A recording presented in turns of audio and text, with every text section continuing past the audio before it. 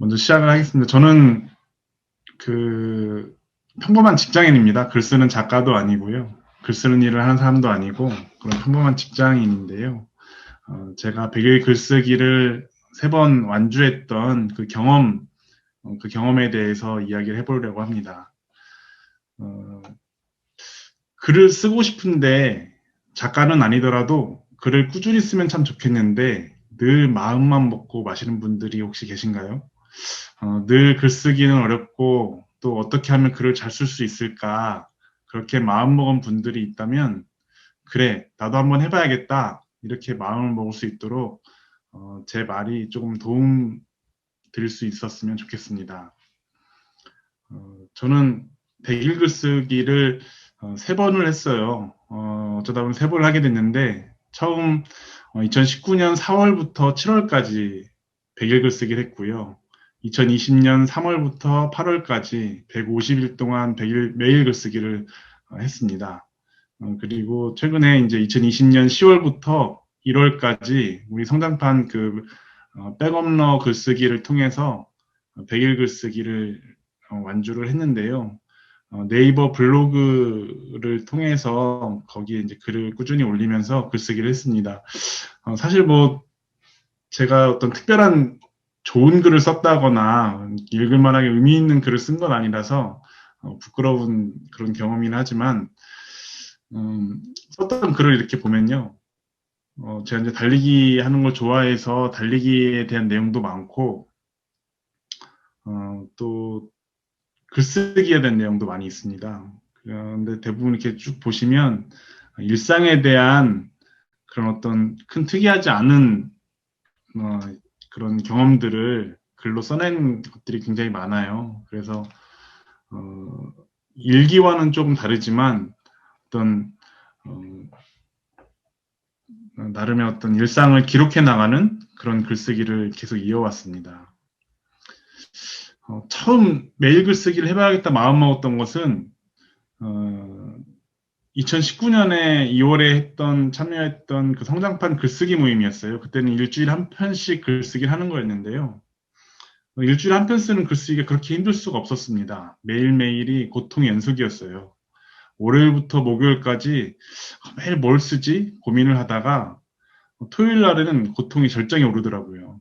그러다가 일요일 아침이면 머리를 쥐어 뜯으면서 오늘 도대체 뭘 써야 될까 고민을 하다가 일요일 오후나 늦은 저녁이 되어서야 꼭 방학 숙제를 제출하는 아이처럼 숙제를 마무리하고 그랬습니다. 그러다가 이렇게 힘들고 고통스러운 글쓰기를 조금 더 자주 해보면 글쓰기가 좀 수월해지지 않을까? 그렇게 마음 먹고 스스로의 약속을 정했습니다. 매일 한번 써보자. 매일 한번 써보고 그 중에 괜찮은 글 한 편을 어, 주간 글쓰기로 올려보자. 그런 생각이었는데요. 음, 아마 처음에 이제 글쓰기를 시작한 것은 매일 글쓰기를 시작한 것은 그런 마음이었을 거예요. 이렇게 매일 힘든 글쓰기를 매일 하다 보면 힘들어하는 일이 더 수월해지거나 아니면 그 고통이 더 많이 반복되거나 그렇지 않을까 하는 생각으로 시작했던 것 같습니다. 두 번째 매일 글쓰기는 일기장에 썼던 한 줄 글 때문에 쓰게 됐습니다. 일기장에 세회 계획을 쓰다가 2019년에는 100일 글쓰기를 해봤으니까 2020년에는 150일 글쓰기를 한번 해볼까 그렇게 시작했던 것이 150일 매일 글쓰기였는데요. 세 번째 매일 글쓰기는 글쓰기가 한동안 게을러지던 10월 달쯤에 작년 10월에 성장판 백업러 글쓰기를 한다는 소식에 얼른 손을 들고서 다시 세 번째 100일 글쓰기를 시작했고 지난 1월 완주를 했습니다. 저는 글 쓰는 사람이 아니었어요. 글 쓰는 일을 하고 있는 사람도 아니었고요. 그저 글을 좀 잘 쓰면 좋겠다 하고 바라는 사람이었습니다. 처음 100일 글쓰기를 할 때는 쓰고 나서도 마음에 드는 글이 하나도 없다고 했어요. 두 번째 150일 글쓰기를 하고 나니까 150일은 참 길구나. 100일과 달리 150일은 시간이 참 긴 시간이다 하는 생각이 들었습니다.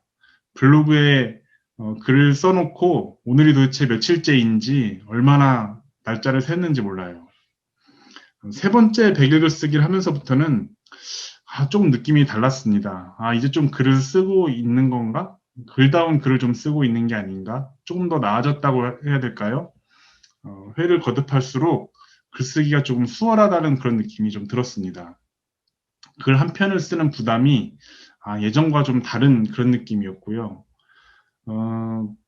그런 글쓰기를 반복해 나가면서 저는 이제 세 번의 100일 글쓰기를 하면서 나름의 원칙을 정했었는데, 이제 세 번째 저희 성장판 백업러 글쓰기도 그런 원칙이 있었지만, 저 스스로 정한 원칙도 같았습니다. 그러니까, 그날 자정 이전에 그날의 글을 블로그에 등록을 하자 하는 것이 저희 원칙이었고, 매일 다른 글을 쓰는 것이 저 스스로 좋다고 생각을 했지만, 어떤 특별한 분량을 정하지는 않았어요. A4 한 장을 쓰겠다거나, 두 장을 쓰겠다거나 그렇게 정하지는 않았지만, 진행을 하다 보니까, 점점 쓰는 양은 늘어가더라고요. 제가 100일 글쓰기 한다고 하면, 사람들은 주로 이렇게 물었습니다. 힘들지 않아요? 뭘 써요 도대체? 몇 줄이나 쓰나요? 회사 다니면서 글 도대체 언제 써요? 왜 글을 써요? 또 한 편의 글을 매일 쓸 수 있어요? 일기처럼 그런 거 쓰는 거 아닌가요?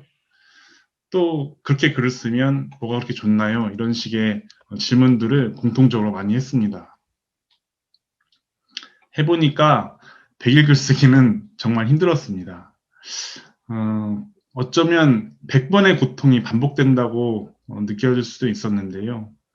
글 쓰는 마음을 어떤 소진한다는 느낌이었을까요? 그런 느낌도 좀 들었습니다. 그런 느낌이 올 때는 참 힘들더라고요.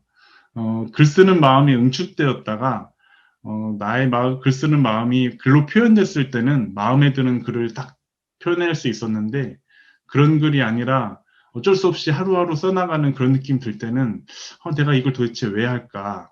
굳이 이렇게 글을 쓰지 않아도 그냥 살아가는데 아무 불편이 한 게 없는데 굳이 이렇게 써야 될까? 하는 그런 의문이 드는 날도 종종 있었습니다.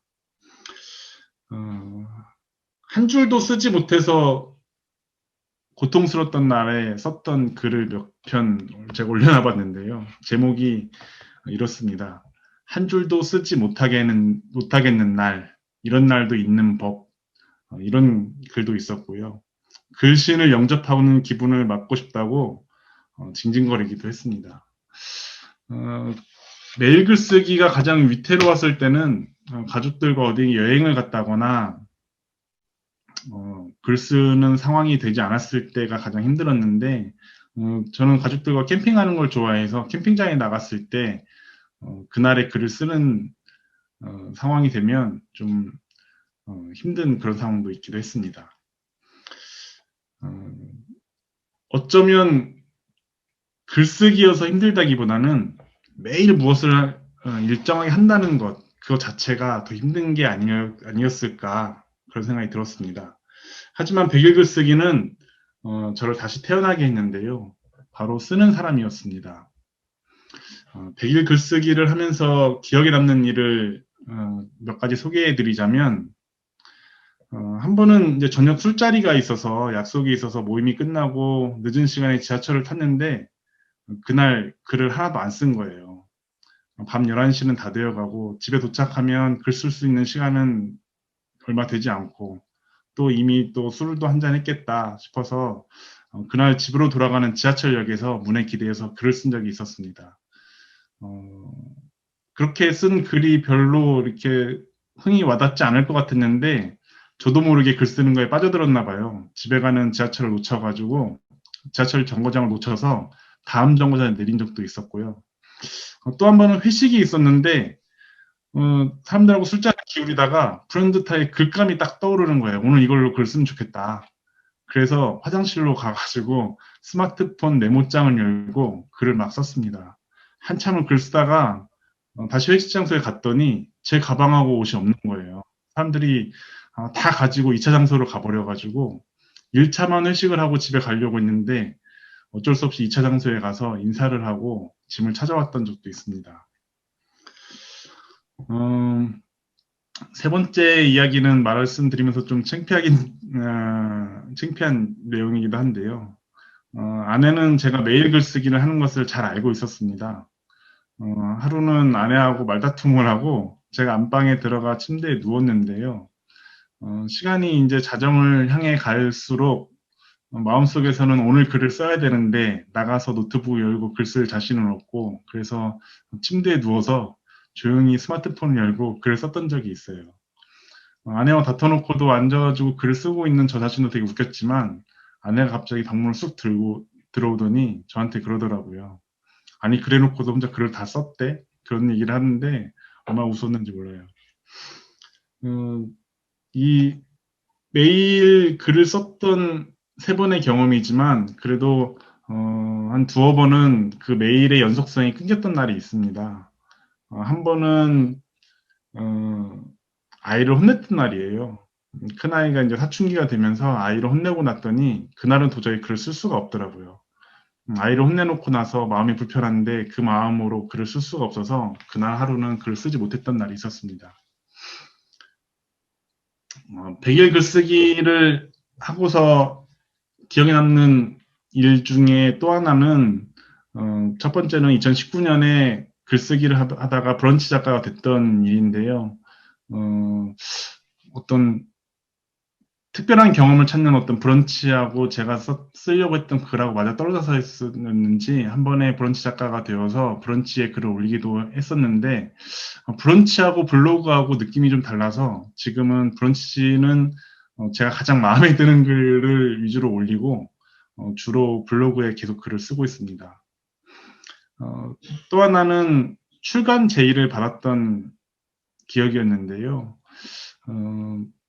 우연찮게 제 브런치 글을 보고 제게 출간 제의를 했던 출판사가 있었습니다. 그때 이제 신정철 작가님하고도 상의를 잠깐 했었는데 그렇게 유명하지 않은 출판사이기도 했을 뿐더러 아직 제 스스로 쓰고자 했던 어떤 글의 그 완성도라고 해야 될까요? 그런 게 어느 정도 윤곽이 잡히지가 않아서 제가 그 글이 어느 정도 마무리가 되면 다시 연락을 드리겠노라고 그렇게 거절을 했던 적이 있었습니다. 100일 글쓰기를 연속해서 하다 보니까요. 무엇보다 제 글을 좋아하는 저의 최애 독자가 생겼습니다. 바로 아내와 딸입니다. 아내는 제가 매일 글을 쓰면 가장 먼저 읽어보고 그날의 글에 대해서 간단한 소감을 말해주곤 하는데요. 언젠가부터 아내가 이제 반복되면서 지루해졌는지 글을 제때 읽지도 않고 반응도 소원해졌는데 그 자리를 딸이 차지하고 들어오더라고요. 어느 순간 딸이 읽어보고서는 아빠 오늘 글 어땠어? 이렇게 얘기를 해주는데 어찌나 기분이 좋은지 이래서 내가 글을 쓰나 보다 하는 생각을 한 적도 있었습니다. 100일 글쓰기를 사람들이 왜 하는가? 사람들이 저보고 100일 글을 왜 매일 써? 100일 글 써서 가장 좋은 게 뭐야? 라고 묻는다면 저는 단연코 이렇게 말씀드릴 수 있을 것 같아요. 100일 동안 글을 쓰고 아니면 100편의 글을 쓰면 100번의 성취감이 나에게 돌아오더라. 그렇게 나에게는 100편의 글이 모였다라고 말씀을 드릴 수 있을 것 같습니다.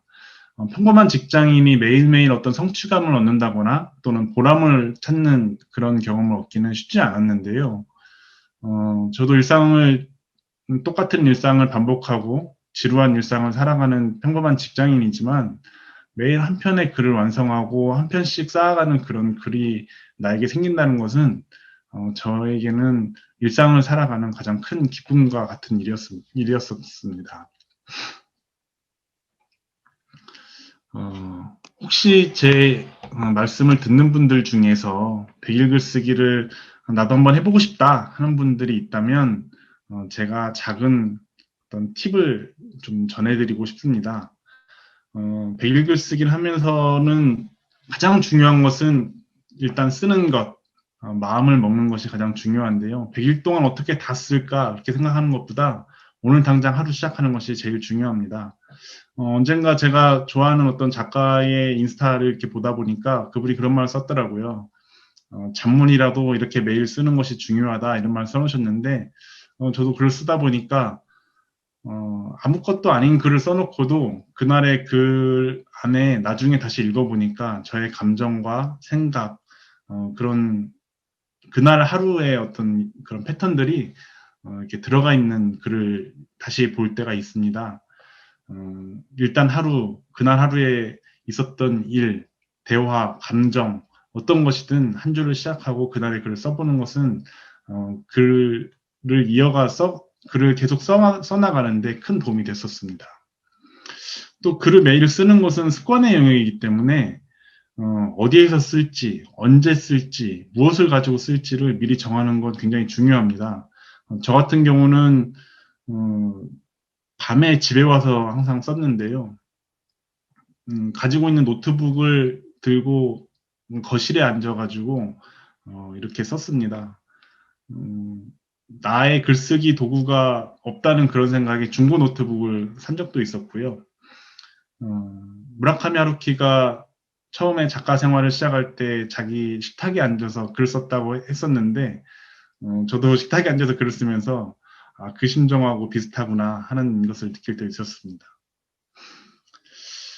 100일 글쓰기를 연속해서 쓰다 보면 위기가 찾아올 때가 있습니다. 어떤 약속이 생겼다거나 혹은 또 몸이 안 좋을 때도 있고요. 또 도저히 이런 날은 뭐 글 쓸 수 없다 하는 그런 날도 있는데 그런 날에 대처하는 방법은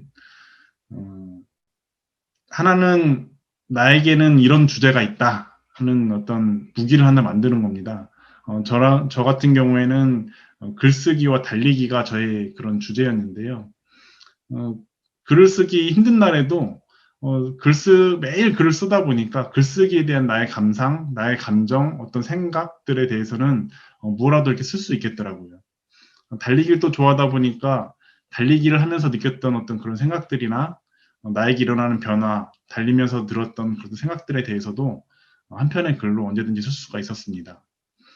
또 어떤 여행을 간다거나 그 다음날은 도저히 글을 쓸 수 없는 상황이 미리 예상이 된다면 그 전날 미리 글을 써놓기도 했었어요. 주중에 어떤 특별한 일이 있다고 한다면 주말에 미리 뭐 글을 한 편을 다 완성시켜 놓지는 않는다 하더라도 반절 또는 70% 정도 글을 미리 써놓고 그것을 다듬어서 그날 발행해 본 적도 있었습니다. 만일 100일 글쓰기를 해보고 싶으신데 100일 동안 글을 쓰는 것 자체가 좀 부담스럽다고 하신다면 오늘 당장 한 편의 글을 먼저 써보시고 또 조금 지났다가 3일의 글을 먼저 써보시고 또 5일, 7일, 열흘 그런 식으로 글을 늘려가 보는 것도 100일 글쓰기를 시작해보는 큰 도움이 되지 않을까 하는 생각도 듭니다. 무엇보다 100일 글쓰기를 하다 보니까 가장 중요한 것은 일상이 평온해야 되는 그런 마음이었어요. 한 번은 제가 그래도 그런 내용을 쓴 적이 있는데요. 100일 글쓰기는 일상을 수련하는 어떤 수도자의 마음하고 같게 만들더라 하는 그런 내용을 쓴 적이 있습니다. 마음의 평화가 유지되어야 글이 써졌었는데요. 아내와 다퉜거나 아이들에게 화를 낸 날에는 글쓰기가 어려웠었습니다. 직장에서 어떤 마음이 불편한 일이 있었어도 그걸 가지고 글을 쓸 수가 있었는데 집에서 일어났던 마음의 불편한 일을 가지고는 집에서 마음에 불편한 일이 생기고 나면 그날은 글쓰기가 좀 어렵더라고요. 그래서 100일 글쓰기는 어쩌면 마음의 평온을 지키기 위해서 애쓴다라고도 동일했습니다. 사람들이 제가 100일 글쓰기를 한다고 하면 가장 많이 물어봤던 질문 중에 하나가 글을 왜 쓰느냐, 도대체 글 쓰면 좋은 게 뭐가 있느냐 이런 말씀 많이 물어봤는데 저는 이렇게 말씀을 드릴 수가 있을 것 같아요. 우리가 20대 때 모습이나 30대 때 모습, 또 40대 때까지 모습은 그날 찍어놓은 사진으로 수없이 남길 수가 있거든요.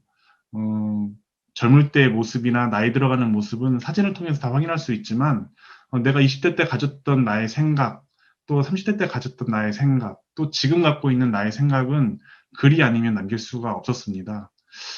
또 한편으로 그런 게 생각이 될 때가 있어요. 내 나이 때 내 아버지는 어떤 생각을 갖고 살아가셨지? 이런 상황에서 우리 아버지는 어떤 생각을 하셨을까?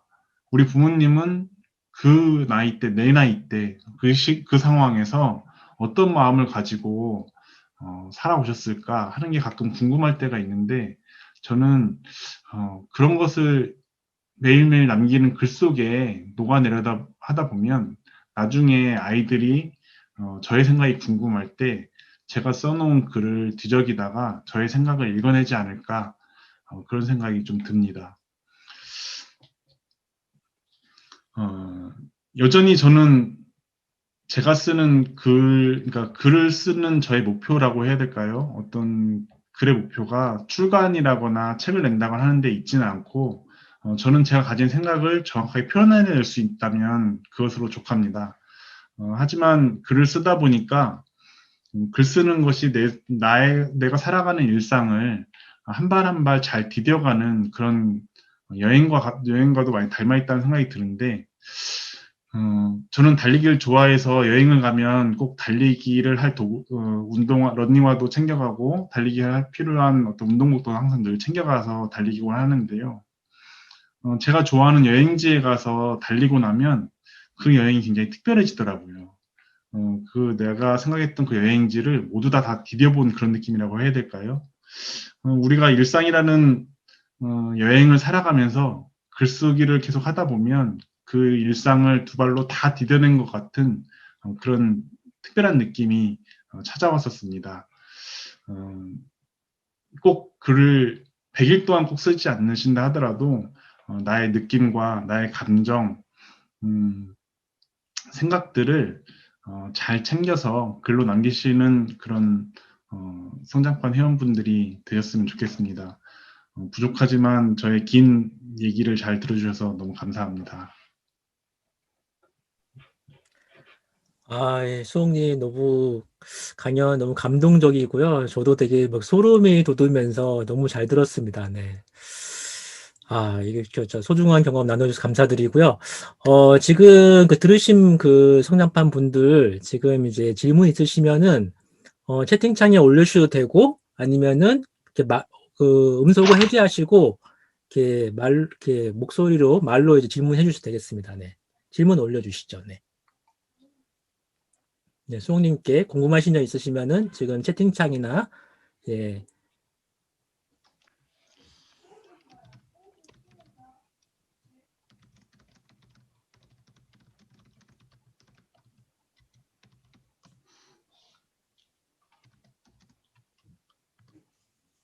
네, 지금 질문이 올라오고 있네요. 채팅창에. 네.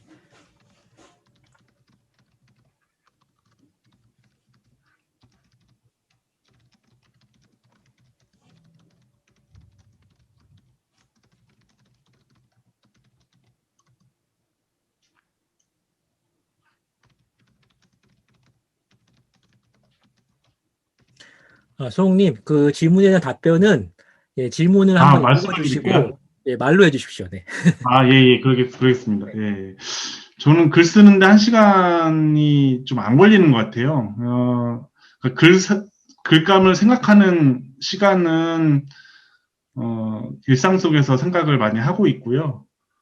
퇴근하면서까지 집에 오는, 그러니까 아침에 출근할 때부터 집에 올 때까지 그날의, 글감을 좀 보통 갈무리 해두는 그런 편입니다. 그러니까 그날 생각했던 것을 가지고 메모를 해두거나 하는 그런 것들을 보통 하고 있고요. 그러다 보니까 집에 와서 자리에 앉으면 보통 생각했던 글감을 좀 정리하는 그런 편이고요. 그러다 보니까 한 40분에서 1시간 정도 그렇게 하고 있습니다. 메모는 당연히 활용을 하고 있습니다. 음, 메모는 저는 에버노트도 사용을 하고 다이널리스트 주로 많이 사용하고 있어서 문장이나 어떤 제가 생각해놨던 문장이나 필요했던 그런 장면 같은 것들은 그렇게 따로 메모를 해놓고 있습니다. 그래서 메모를 많이 쓰고 있고요. 음, 글감은 일상이라고 말씀을 드려야 되는데요. 사실 제가 글 쓰면서 가장 좋았던 효과 중에 하나는 일상을 바라보는 저의 감각이 굉장히 예민해진다는 거예요. 그러니까 남들에게 보통은 그냥 스쳐 지나가는 그런 대화거나 느낌이거나 감정인데 그런 조금 예민하게 다가오면 그게 글감으로 다가오게 되더라고요. 그러니까 예를 들어서 오늘 아침에 마신 커피가 어제도 마셨고 오늘도 마셨는데 오늘 좀 다르게 느껴진다면 오늘 왜 다르지? 하다 보면 그 생각이 꼬리를 물다가 오늘 이걸 글로 써야겠다. 메모를 남겨놓고 글을 쓰는 경우도 있었습니다. 부끄러워지는 것은 저도 그랬습니다. 그러니까 저희가 아까 잠깐 말씀을 드렸는데 저의 그 브런치 계정도 있는데요. 브런치는 지금 조금 좀 잘 글을 많이 못 올리는 이유 중에 하나가 블로그는 약간 저도 뭐 제가 뭐 이웃이 엄청 많은 게 아니라서 불특정 다수가 다 보고 있지는 않기 때문에 제 편한 대로 이렇게 글을 쓰고 있는데 브런치 같은 경우는 그 좀 기사로 좀 올라오기도 하고 그러다 보니까 굉장히 부담스러운 부분이 좀 많더라고요. 그러니까 좀 잘 갖춰진 무대에 오른다고 해야 될까요? 그런 느낌이 좀 들어서 브런치 마도 많이 못 올리고 있는데 부끄러워지는 것을 극복하게 해야겠다라고 마음먹었던 것 중에 하나는 제가 한수희 작가를 되게 좋아합니다. 한수희 작가를 좋아하는데 한수희 작가의 책을 읽다 보니까 그분의 모든 걸 다 알겠는 거예요. 그분의 키, 남편, 하는 일, 아이들의 모습, 모든 걸 다 알게 되는데, 우리가 작가를 대하다 보면 그 사람의 어떤 그런 것들을 다 보통 이렇게 알게 되고 깨우치게 되거든요.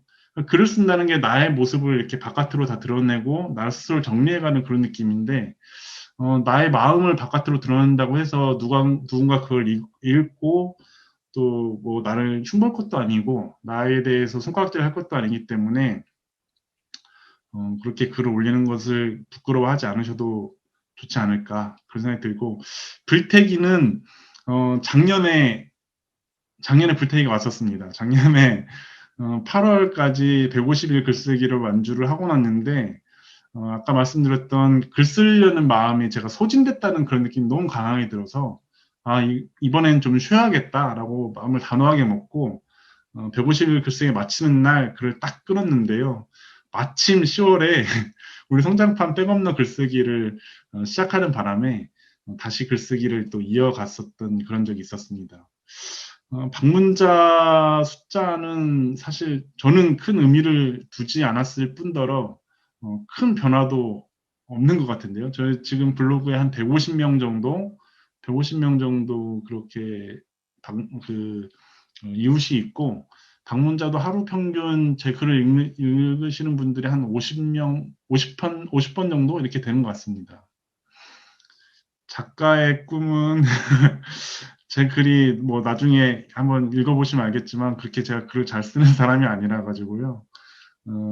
만약에 제가 어떤 출간을 한다거나 한다면 그런 제 나름대로 정리된 생각은 그래요. 그러니까 저도 뭐 그 부분에 대해서 여러 가지 생각들 많이 해본 적이 있었는데 출간 제의를 받아가지고 그 부분에 대해서 여러 가지 생각을 해봤었는데 저의 생각을 아이들에게 남길 수 있는 가장 효과적인 방법이 출간이 아닌가 그런 생각이 들어서 그런 의미 중에 하나로 출간이 만약 기회가 된다면 그런 생각을 해볼까 생각을 합니다. 가족들이 집중하지 못하게 TV 볼 때가 좀 그런데요. TV 보면 그 옆에서 꿋꿋하게 씁니다. 이어폰 꽂고 그냥 드라마 보고 있어도 따닥따닥 거리면서 꿋꿋하게 쓰는데요. 다들 가족들이 뭐라고 하긴 하는데 그래도 아빠가 글 쓰는 걸 다들 좋아해서 아이들도 그렇고 아내도 그렇고 든든한 응원자여서 그렇게 크게 불만은 없는 것 같아요. 충돌이 일어난 적은 없었습니다.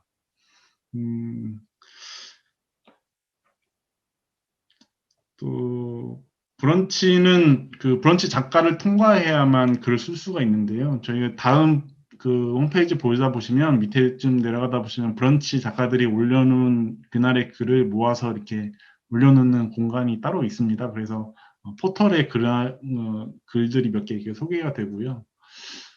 예. 브런치 작가는 계속 까다로웠었는데 저 같은 경우는 사실 제가 이제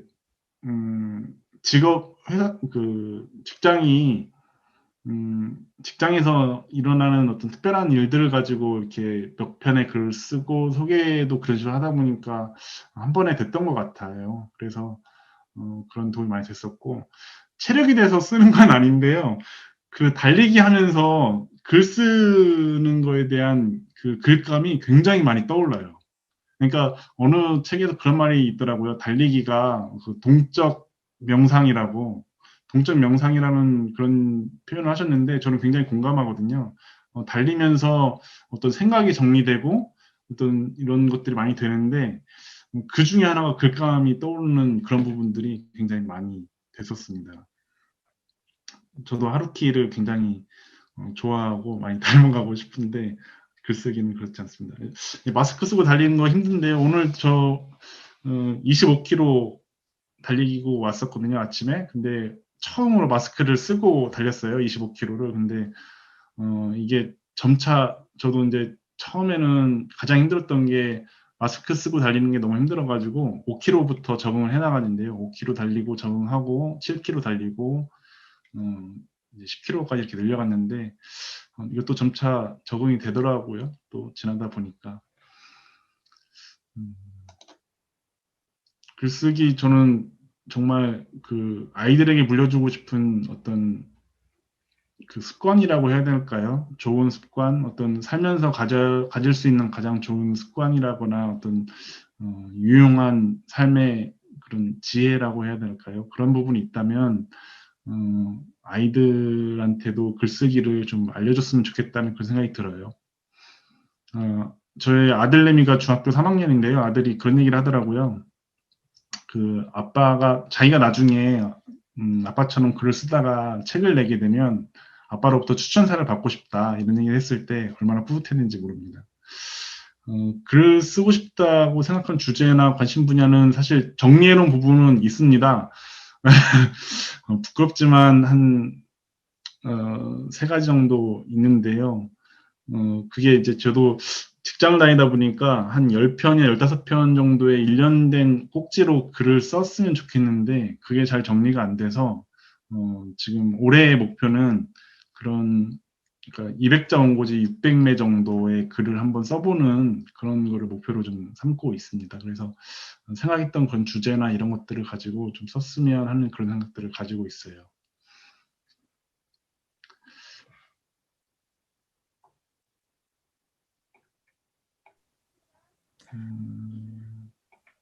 네, 뭐 더 질문 있으실까요? 질문 있으시면은 올려주시고요. 네.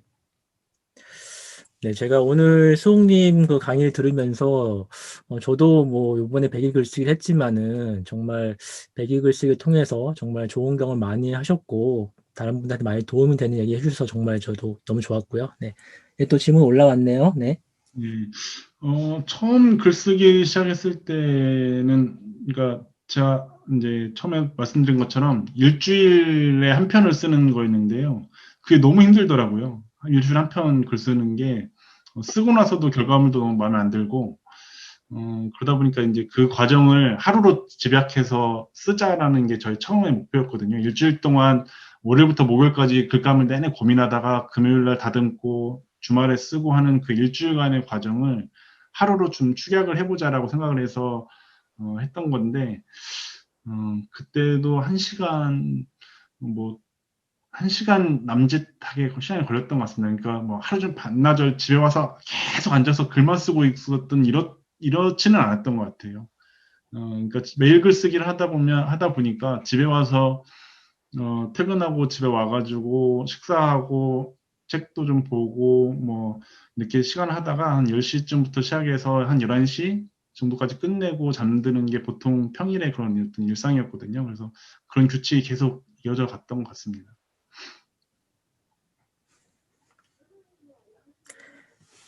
네, 그러면은 네, 여기서 어느 정도 질문 받는 걸 마무리하고요. 예, 뭐 또 수홍님이 저희 또 그 단톡방에 항상 계시니까 또 질문 있으신 분들은 저희 성장판 메인 채팅방에서 질문 더 올려주시면 되겠습니다. 네, 그러면은 이렇게 오늘 이렇게 좋은 경험 나눠주신 수홍님께 한번 이제 저희 박수 한번 쳐드릴까요? 감사합니다. 감사합니다.